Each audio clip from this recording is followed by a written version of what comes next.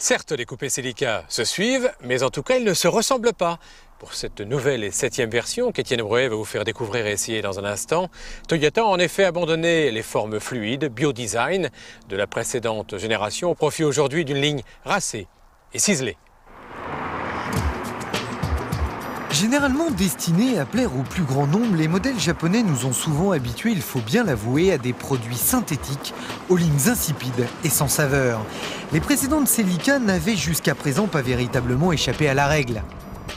Dans son nouvel habit de lumière, la toute dernière suit la mode avec une certaine réussite, son petit look étant plutôt sympathique.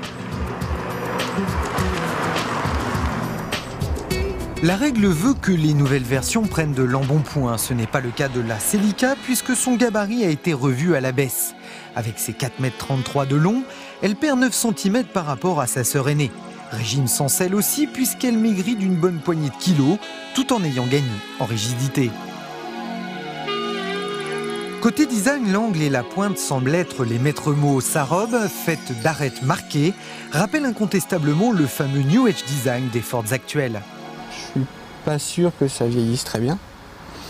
La face avant est très jolie, très agressive. La face arrière, elle est un tout petit peu plus fluette. Et on a un peu l'impression qu'on a collé une face avant d'une auto et une partie arrière d'une autre voiture.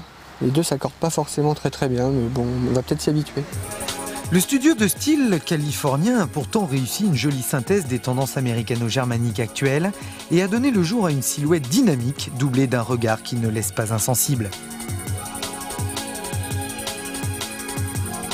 C'est à l'intérieur que les choses se gâtent. L'habitabilité est insuffisante pour être à l'aise. Pour accéder à l'arrière par exemple, il faut obligatoirement emprunter ce chemin, puisque seul le siège avant droit s'avance. Pratique. Pire, une fois assis, vous aurez le choix entre observer votre pantalon ou vous cogner la tête dans la lunette arrière. Un conseil, vivez seul ou à deux pour ce genre d'auto. L'ergonomie est dans l'ensemble plutôt bien étudiée, quelques rangements astucieux et situés à bonne distance du conducteur. La finition reste soignée. Quant aux équipements, la Celica propose une palette assez large en série comme l'ABS, la climatisation et les airbags frontaux et latéraux.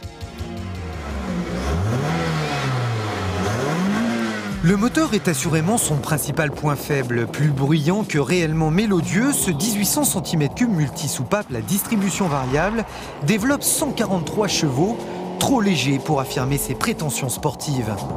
Équilibré cependant, ce coupé tient correctement le pavé dans les parties sinueuses grâce notamment à la qualité de l'amortissement, rarement prise en défaut. La motricité reste cependant moyenne et le freinage pas terrible, un manque de tempérament que la boîte 6 ne peut compenser. Une 6e d'ailleurs qu'on ne passe jamais si on n'y pense pas et qui n'est là uniquement que pour diminuer les nuisances sonores et les consommations. À 149 500 francs, la Celica fait partie de la classe moyenne du marché. Elle n'est pas là pour voler la vedette à un coupé 406, mais avec de bons atouts d'équipement et une garantie de 3 ans, elle devrait sans doute trouver sa place et couler encore quelques jours heureux. Eh non, ce n'est pas parce qu'elles sont plus petites que les autres qu'elles sont moins chères pour autant. Un constat que vous pouvez faire en feuilletant régulièrement les pages de notre